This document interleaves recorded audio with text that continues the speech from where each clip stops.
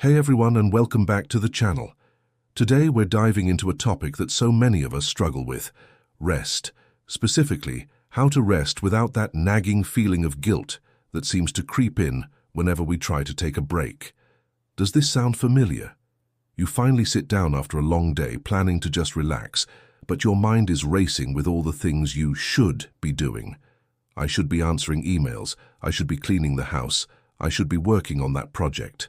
Before you know it, your moment of rest is completely hijacked by stress and guilt. Well, what if I told you that rest isn't a luxury or something you have to earn after a mountain of work?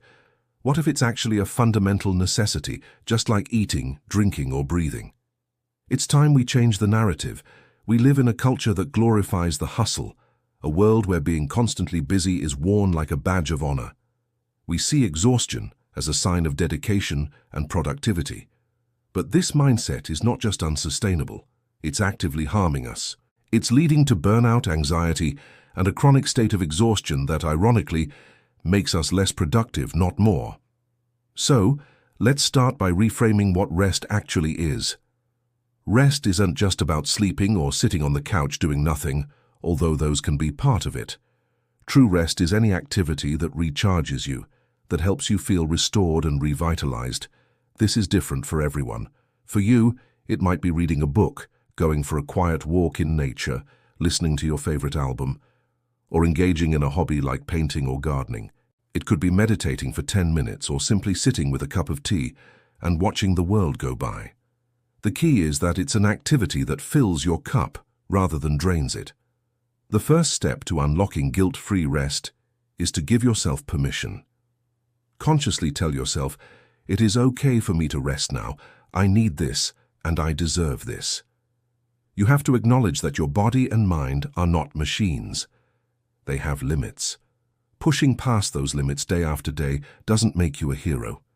It just leads you straight to burnout. Think of it like a smartphone. You wouldn't expect your phone to function at 1% battery all day, would you? You plug it in to recharge. Your body and brain are no different. Rest is your human charging station. Now, let's talk about the science behind it. When you rest, your brain isn't just switching off, it's actually doing incredibly important work. During periods of rest, your brain consolidates memories, making it easier to learn and recall information. It processes emotions, helping you manage stress and maintain your mental well-being. It also clears out metabolic waste products that build up during periods of mental activity. So, when you deny yourself rest, you're interrupting these critical processes. This is why after pulling an all-nighter, you feel groggy, irritable, and can't seem to think straight. Your brain literally didn't have the time to clean house and sort through the day's information. The guilt we feel often comes from a deep-seated belief that our value is tied to our productivity. We think, if I'm not doing something productive, then I'm wasting time. We need to dismantle this toxic belief. Your worth as a person has absolutely nothing to do with how many tasks you check off your to-do list. You are valuable simply because you exist. Rest isn't the opposite of work. It's the partner of work. They are two sides of the same coin, and you cannot have one without the other in a sustainable way. Think about the most successful athletes in the world. Do they train 24/7 without a break? Of course not. They understand that recovery and rest days are just as important as their training sessions. It's during rest that their muscles repair and grow stronger. It's during rest that their bodies recover, preventing injury and ensuring they can perform at their peak when it counts. We need to adopt this athlete's mindset for our own lives. Your rest periods are when you repair, recover, and build the strength you need to tackle your personal and professional challenges. So how can we start implementing this in our daily lives? The first practical step is to schedule your rest. Yes, actually put it in your calendar, just like you would a meeting or an appointment.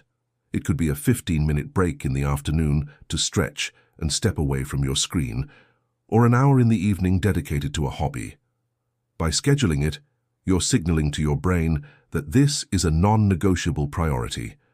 It's no longer something you'll get to if you have time. It's something you make time for. When you do take that scheduled rest, be fully present. This is crucial.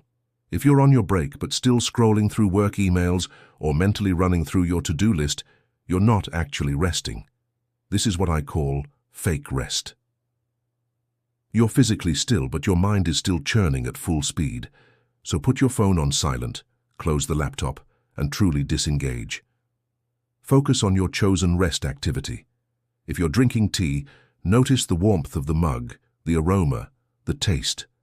If you're walking, pay attention to the feeling of your feet on the ground and the sights and sounds around you.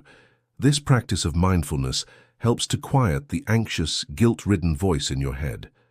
Another powerful technique is to create a to-don't list. We're all familiar with to-do lists, but a to-don't list can be just as important for our well-being.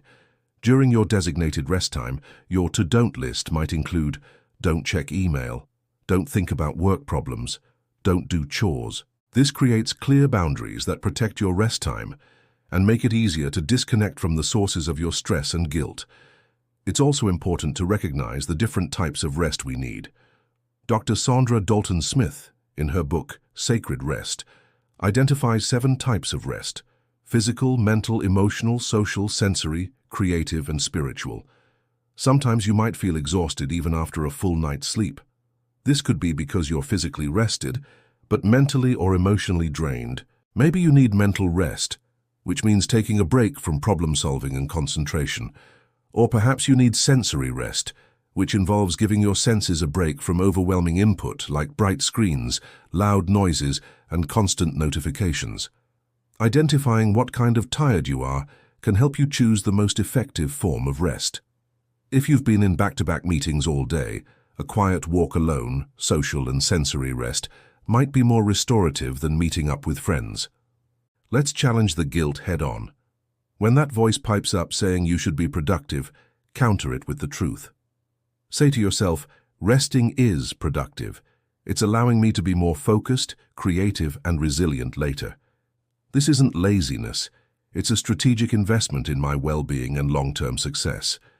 Over time, as you practice this, you will literally rewire your brain to see rest as a positive and necessary activity rather than a source of guilt. Remember, this is a practice. You might not be perfect at it overnight, and that's okay. There will be days when the guilt is stronger than others. The goal is not perfection, but progress. Start small. Start with just 5 minutes of intentional, guilt-free rest today. Notice how you feel afterward. You might find you return to your tasks with a clearer mind and renewed energy. Use that positive feedback to motivate yourself to continue the practice. Ultimately, embracing rest is an act of self-compassion and self-respect. It's about honoring your own human limitations and needs. By learning to rest without guilt, you're not just improving your productivity, you're improving your entire quality of life. You're giving yourself the space to be a happier, healthier, and more whole person.